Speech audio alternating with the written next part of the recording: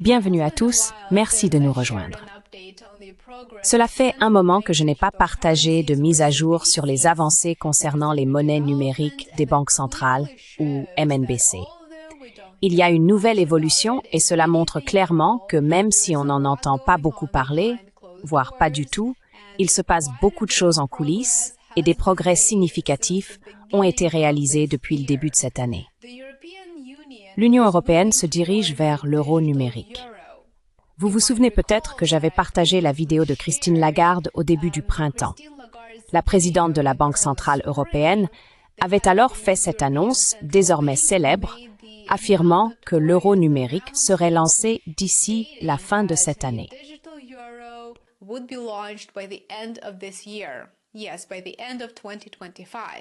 Oui, d'ici la fin de 2025. Eh bien, l'autre jour, la Banque centrale européenne a publié une nouvelle mise à jour qui confirme qu'elle se prépare à lancer prochainement la monnaie numérique de Banque centrale. Je vous rappelle qu'une MNBC est entièrement contrôlée par l'émetteur, une banque centrale, et qu'il existe de multiples capacités et fonctionnalités qui peuvent être activées ou désactivées en fonction des objectifs de l'émetteur. L'une de ces fonctionnalités, que je trouve personnellement très préoccupante, est la date d'expiration, qui pourrait en fait vous empêcher d'épargner votre argent au-delà de la date prédéterminée fixée par la Banque centrale. Une MNBC permet également à la Banque centrale de suivre chaque transaction, chaque mouvement que vous effectuez. De plus, elle permet à la Banque centrale de sanctionner quelqu'un en ne vous permettant pas d'utiliser efficacement votre argent numérique si elle choisit de le faire.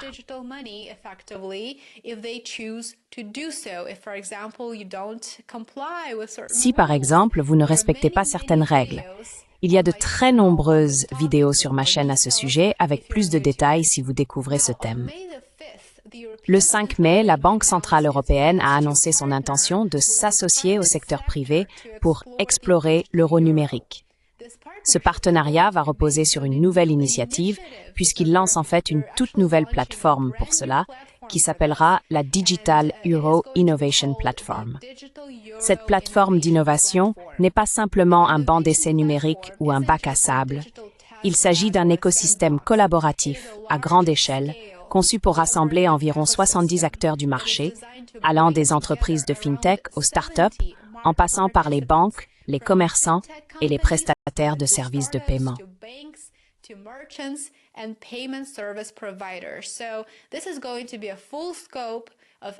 Il s'agira donc d'une offre complète couvrant tout ce dont un client peut avoir besoin, tout ce qu'une personne utilise au quotidien.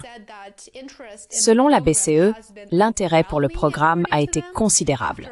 Après un appel à participation lancé en octobre 2024, la BCE affirme avoir reçu plus de 100 candidatures. Parmi ces 100 candidatures, environ 70 organisations et entreprises ont été sélectionnées directement par la BCE pour collaborer. Il semble donc qu'il y ait de très nombreuses entreprises prêtes à s'engager dans toute l'UE pour les MNBC. Pensez à l'ampleur de ce déploiement. Il n'y aura plus d'alternative une fois que ce sera pleinement lancé, une fois que la MNBC, l'euro numérique, sera lancée. Plus aucune alternative, tout simplement.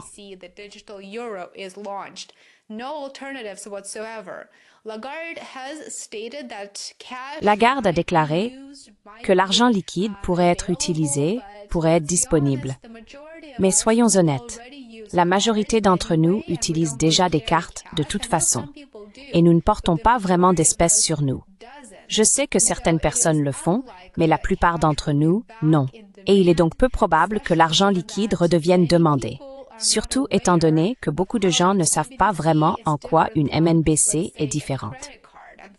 Disons, d'une carte de crédit. Malheureusement, j'ai aussi abordé ce sujet dans mes vidéos précédentes qui sont disponibles ici sur ma chaîne.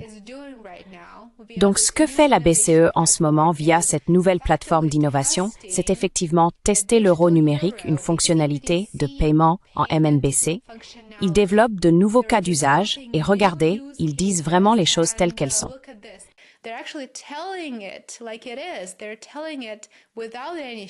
Ils le disent sans aucune langue de bois. Ils expliquent qu'ils commencent à comprendre comment l'euro numérique pourrait devenir une partie intégrante de la vie quotidienne des Européens. Voilà où nous en sommes. C'est en train d'arriver, et nous n'avons finalement pas grand-chose à dire dans ce processus. Cela avance à toute vitesse. La BCE divise tous les participants en deux groupes de travail, les pionniers et le deuxième groupe, appelé les visionnaires. Ça sonne tellement futuriste, n'est-ce pas? On dirait presque que ça sort tout droit d'un film ou quelque chose du genre. Alors, analysons cela. Les pionniers se concentrent sur l'aspect technique de la question. Ils explorent des choses comme les paiements conditionnels, c'est-à-dire des transactions qui ne se réalisent que lorsque certaines conditions sont remplies.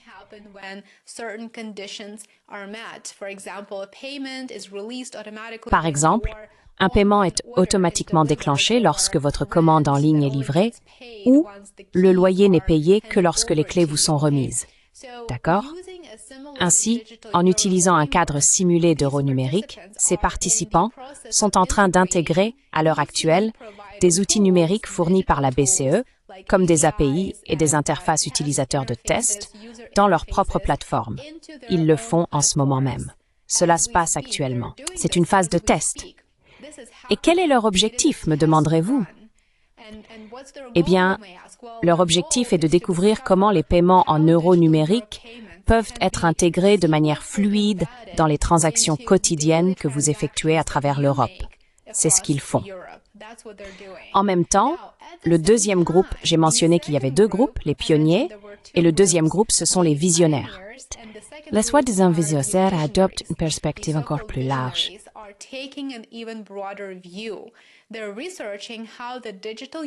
Ils étudient comment l'euro numérique peut réellement résoudre des défis concrets, des tâches réelles comme l'inclusion financière numérique. Et bien sûr, c'est un argument de vente très pratique. Cela semble être un avantage direct pour vous, alors qu'en réalité, c'est une menace.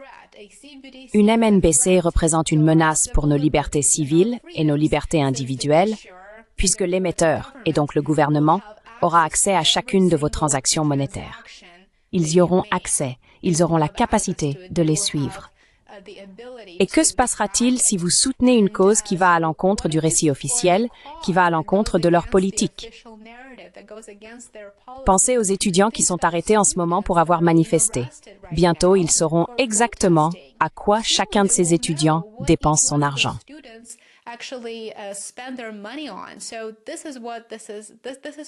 Voici donc ce que le système leur permettra de faire.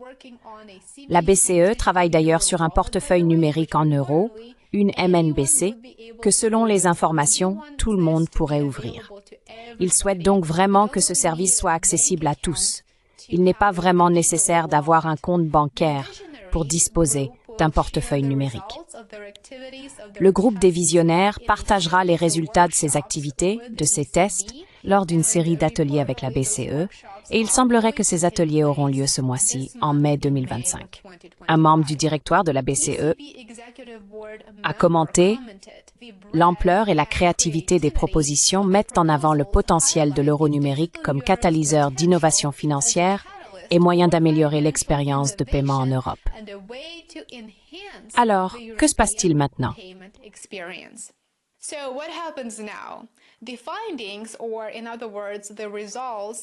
Les conclusions, ou en d'autres termes, les résultats des travaux menés actuellement par les visionnaires et les pionniers, seront publiés dans un rapport de la BCE plus tard cette année. Il devrait paraître d'ici la fin de l'année. Ce rapport jouera un rôle clé dans la définition de l'avenir de l'euro numérique. Il orientera la politique de la BCE et pourrait potentiellement guider la politique de l'UMEB en matière de commerce et de transactions économiques. Il influencera les infrastructures et pourrait également poser les bases d'un déploiement public dans les années à venir. Alors que la BCE collabore désormais directement avec le secteur privé, c'est-à-dire les entreprises avec lesquelles les consommateurs interagissent au quotidien, l'euro numérique passe d'une possibilité lointaine, d'une idée inquiétante, à un objectif concret, avec une véritable date de lancement fixée. Alors, que pensez-vous des MNBC? set launch date. So how do you feel about CBDCs? Leave a comment below. I would love to get your thoughts on this. Laissez un commentaire ci-dessous. J'aimerais beaucoup connaître votre avis à ce sujet. J'aimerais vraiment avoir de vos nouvelles. Si vous êtes dans l'UNEBEB, je sais que j'ai de nombreux abonnés en Europe et dans l'Union européenne. J'aimerais aussi avoir votre retour.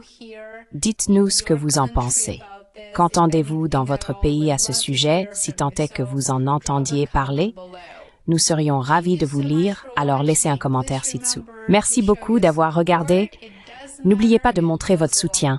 C'est important. Cela fait une vraie différence. Likez, abonnez-vous et partagez. Pour plus de contenu, pensez à consulter mes autres réseaux sociaux.